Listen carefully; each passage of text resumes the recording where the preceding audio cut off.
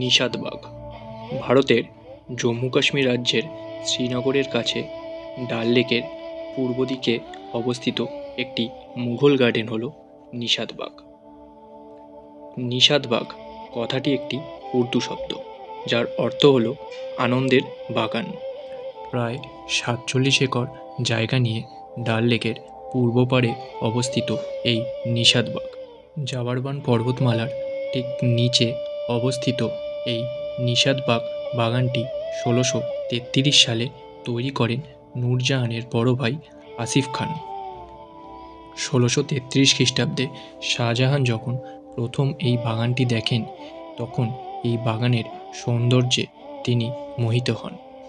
তিনি আশা করেন আসিফ খান তাকে এই বাগানটি উপহার হিসাবে দেবেন, কিন্তু আসিফ খানের দিক থেকে এমন কোনো প্রস্তাব না আসায় শাহজাহান অত্যন্ত বিরক্ত প্রকাশ করেন।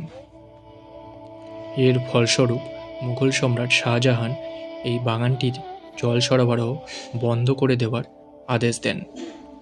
তার আদেশ মতোই বেশ কিছুদিন এই বাগানটিতে জল সরবরাহ বন্ধ ছিল, কিন্তু কিছুদিন পর নিশাদবাগের এক মালি সম্রাটের এই আদেশকে উপেক্ষা করে এই মুঘল গার্ডেনে পুনরায় জল সরবরাহ চালু করেন।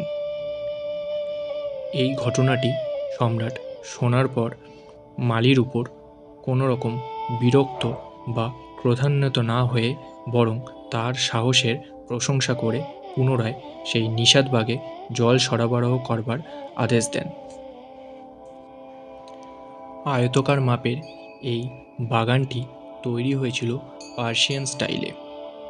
এই বাগানটির দৈর্ঘ্য প্রায় 550 মিটার এবং প্রস্থে প্রায় 350 মিটারের কাছাকাছি।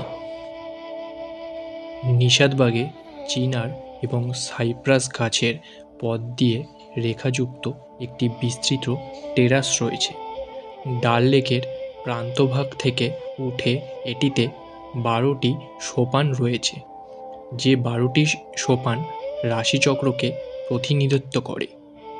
আপনারা অনেকেই হয়তো জানেন না, শালিমার বাগ এবং নিশাদবাগের জলের উৎস কিন্তু একই।